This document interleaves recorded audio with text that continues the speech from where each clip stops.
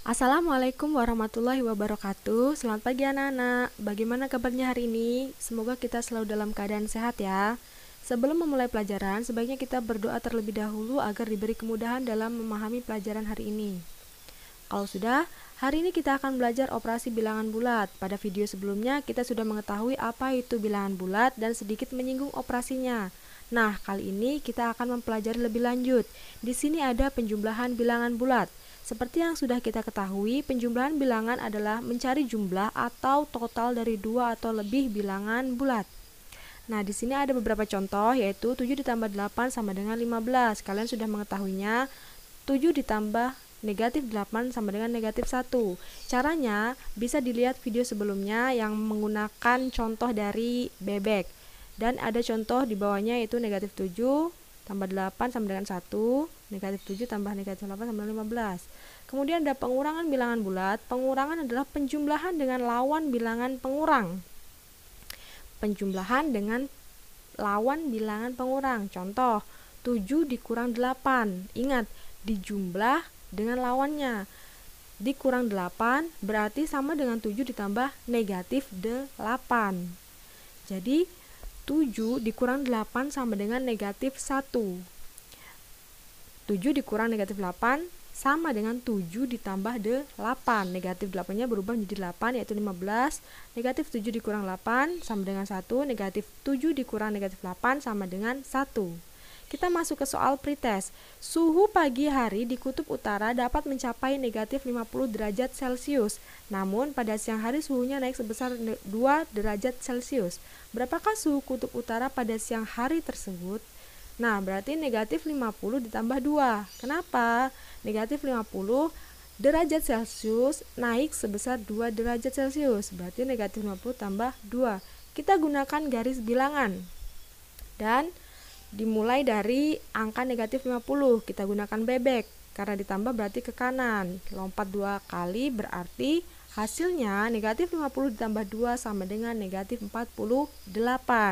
Jadi, kesimpulannya adalah suhu kutub utara pada siang hari adalah negatif 48 derajat Celcius.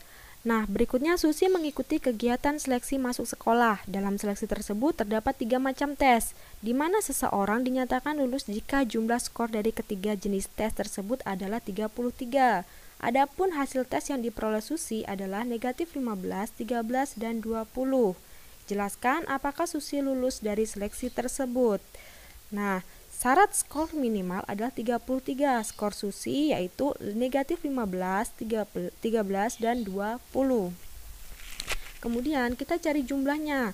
Jumlah skor Susi adalah negatif 15 ditambah 13 ditambah 20, yaitu 18.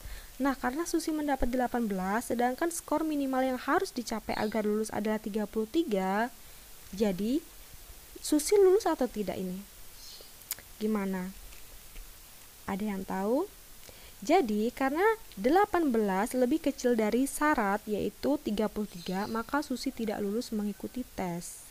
Berikutnya, suhu di Korea pada musim dingin pada pukul 13 waktu setempat adalah negatif 19 derajat Celcius. Suhu di tempat tersebut pada setiap 30 menit turun 3 derajat Celcius. Berapakah suhu di tempat itu pada pukul 15 waktu setempat? Nah, kita cari dulu apa yang diketahui. Suhu awalnya negatif 19 derajat Celcius. Kemudian waktu awalnya pukul 13 dan waktu akhirnya pukul 15. Kemudian setiap 30 menit perubahan suhunya 3 derajat Celcius. Yang ditanya berapa suhu di tempat itu pada pukul 15. Kemudian kita cari perbedaan waktunya, kita lihat ya. Oh, ini maaf salah, harusnya waktu akhir dikurang waktu awal, yaitu 15 dikurang 13, yaitu perubahannya yaitu selama 2 jam. Kemudian perubahan suhu setiap 30 menit adalah 3 derajat Celcius. Maka dalam waktu 2 jam mengalami perubahan 2 dikali 60. Kenapa 60? Itu menit ya. Berarti 2 dikali 60 per 30 yaitu 4. Itu artinya perubahan suhunya negatif 19 dikurang 3. Kan setiap 30 menit berubah, berarti 3-nya ada 4. negatif 19 dikurang 3 dikurang 3 dikurang 3 dikurang 3. Hasilnya adalah berapa? Negatif 31. Kenapa bisa negatif 31? Kalian bisa coba cari menggunakan langkah-langkah sebelumnya. Nah, sehingga suhu akhir di Korea pada pukul 15 adalah negatif 31 derajat Celcius. Kemudian kita masuk ke sifat-sifat perkalian bilangan bulat. Perkalian bilangan positif dengan bilangan positif hasilnya positif, ya kan? Contoh, 4 dikali 5 sama dengan 20, 7 dikali 8 sama dengan 56. Kemudian perkalian bilangan positif dengan bilangan negatif hasilnya negatif. Contoh, 4 dikali negatif 5 sama dengan, berarti negatif 5 ditambah negatif 5 ditambah negatif 5 ditambah negatif 5 sama dengan negatif 20. Lalu perkalian bilangan negatif dengan bilangan positif hasilnya negatif. Contoh, negatif 4 dikali 5 sama dengan negatif buka kurung 5 ditambah 5 ditambah 5 ditambah 5 sama dengan negatif 20. Lalu perkalian bilangan negatif dengan bilangan negatif hasilnya positif. Contoh, negatif 4 dikali negatif 5 sama dengan negatif buka kurung negatif 5 ditambah negatif 5 ditambah negatif 5 ditambah negatif 5 sama dengan negatif dalam kurung negatif 20. Hasilnya adalah 20. Jadi kalau bilangannya memiliki tanda yang sama, berarti hasilnya positif. Misal positif dengan positif hasilnya positif, negatif dengan negatif hasilnya positif. Kalau memiliki tanda yang berbeda, berarti hasilnya negatif, yaitu positif dikali negatif hasilnya negatif, negatif dikali positif hasilnya negatif. Ingat, kalau tandanya sama hasilnya positif, kalau tandanya berbeda hasilnya negatif. Bisa ya? Iya dong, harus bisa. Dan sifat-sifat perkalian bilangan bulat ini harus kalian pahami karena nanti akan sering muncul operasi perkalian antara bilangan positif dengan positif, positif dengan negatif, negatif dengan positif, dan negatif dengan negatif. Jadi kalian harus paham apa itu perkalian. Bagi yang sudah lupa, silakan buka buku SD-nya, silakan pahami konsep perkalian. Apa itu perkalian? Masih ingat kan? Yaitu penjumlahan berulang. Jadi kalian buka lagi. Nanti kalau sudah paham, kalian akan mudah mengerjakan perkalian bilangan bulat. Nah, berikutnya kita masuk ke sifat-sifat pembagian bilangan bulat. Pembagian bilangan positif dengan positif hasilnya positif. Contohnya 63 dibagi 7 sama dengan 9. Ini mudah ya karena positif dengan positif. Kemudian pembagian bilangan positif dengan negatif hasilnya negatif. 63 dibagi negatif 9 sama dengan negatif 7. Kemudian pembagian bilangan negatif dengan positif hasilnya negatif. Negatif 63 dibagi 7 sama dengan negatif 9. Lalu pembagian bilangan negatif dengan bilangan negatif hasilnya positif. Hampir sama dengan perkalian bilangan bulat tadi. Yang tandanya sama hasilnya positif. Yang tandanya berbeda hasilnya negatif. Diingat ya, positif dengan positif hasilnya positif. Negatif dengan negatif hasilnya positif. Kalau positif dengan negatif hasilnya negatif. Negatif dengan positif hasilnya negatif. Masuk ke kelipatan dan faktor bilangan bulat. Kelipatan suatu bilangan merupakan bilangan-bilangan hasil penjumlahan dengan bilangan yang sama secara terus-menerus, atau hasil perkalian bilangan tersebut dengan bilangan asli. Masuk ke contoh. Misal kelipatan 2. Apa saja kelipatan 2?